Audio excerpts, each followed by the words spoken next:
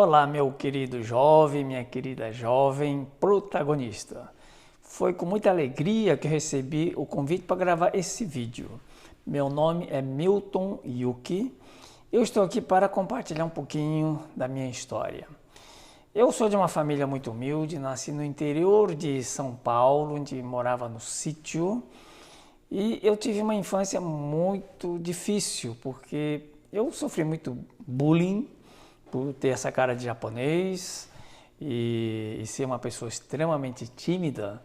Eu tive muita dificuldade na minha infância, inclusive eu tinha até crise de identidade. E apesar dessa dificuldade, a gente tinha que seguir a nossa vida, né? E com muita dificuldade, a gente começou a trabalhar muito cedo. Eu comecei com os 12 anos a trabalhar como entregador, entregava frangos, entregava coisas da granja e também comecei a trabalhar na feira. E apesar de toda a dificuldade, a minha mãe sempre falava: Milton, você precisa estudar, porque se você estudar, você pode mudar a sua vida, porque o estudo ninguém tira de você, né? Agora, coisas materiais, dinheiro, essas coisas, a gente pode eventualmente perder, mas a minha mãe sempre me ensinou a importância da gente estudar e dedicar para poder mudar a vida. E assim a nossa vida seguiu. Aos 14 anos de idade, o meu pai tinha uma pequena granja e ele literalmente quebrou. Foi à falência e perdeu tudo, né? E quando eu estava com 15 anos, ou seja, um ano depois que meu pai faliu, o meu pai veio a falecer. Que tamanho foi o desgosto dele por ter ido para falência, um monte de dívidas, inclusive a única coisa que sobrou, as poucas coisas que sobraram, coube num porta-malas de um carro emprestado. Então basicamente foi a roupa do corpo, alguns livros e os documentos pessoais, e a gente ficou absolutamente zerado, não tínhamos absolutamente nada. Mas ainda assim a minha mãe sempre falava: tem que sonhar, vamos acreditar, você pode mudar a sua vida. E assim, com bastante esforço, a gente dedicou aos estudos, procurei bolsa de estudo, aí um irmão ajuda o outro e assim a gente seguiu a nossa vida. Ou seja, praticamente só tínhamos, a única aposta era os estudos, né? E aí a minha mãe, não tinha onde morar, veio morar comigo e eu tinha conseguido fazer a faculdade, inclusive com muito sacrifício. Eu cheguei a ficar 2 semanas só comendo, sabe, o miojo, aquele macarrão instantâneo, só 2 semanas só comendo aquilo, porque não tinha dinheiro para comprar comida. E assim a gente seguiu a nossa vida. Quando eu viajava, ia para minha casa, que eu estudava fora da minha cidade, e eu só viajava de carona porque não tinha dinheiro para pagar passagem de ônibus. E assim a gente começou a nossa vida. E a minha mãe, depois que eu terminei a faculdade, veio morar comigo em São Paulo, e a gente morava numa kitnet. E a kitnet era tão pequena que não cabiam 2 camas. Eu tive que comprar uma beliche. A minha mãe dormia na parte de baixo e eu dormia na parte de cima da beliche. E a minha mãe trabalhava como costureira. E a gente trabalhava durante a semana, finais de semana também, e eu procurava arrumar algum trabalho extra para poder pagar as contas. E assim a gente seguiu. E sempre a minha mãe dizia: vamos estudar, vamos trabalhar com afinco que a nossa vida vai melhorar. E eu sempre acreditei nisso, sempre sonhei.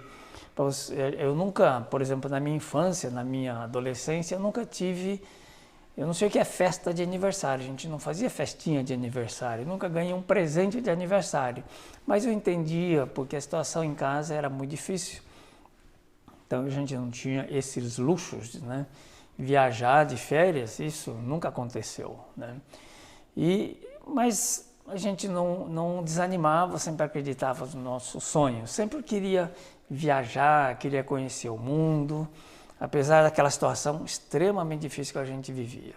Mas, gente, quando a gente acredita no sonho, quando a gente acredita no futuro, no nosso potencial, por mais difícil que a gente esteja enfrentando a nossa vida, por mais difícil que seja a nossa vida, se a gente acreditar, se a gente ter sonho, a gente pode realizar tudo.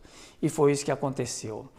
Eu aprendi dos meus pais os valores da honestidade, da dedicação, de sempre a gente fazer o bem, trabalhar para o bem do próximo, sempre oferecer mais do que a gente que esperam da gente. Então, com esses ensinamentos, a gente seguiu a nossa vida.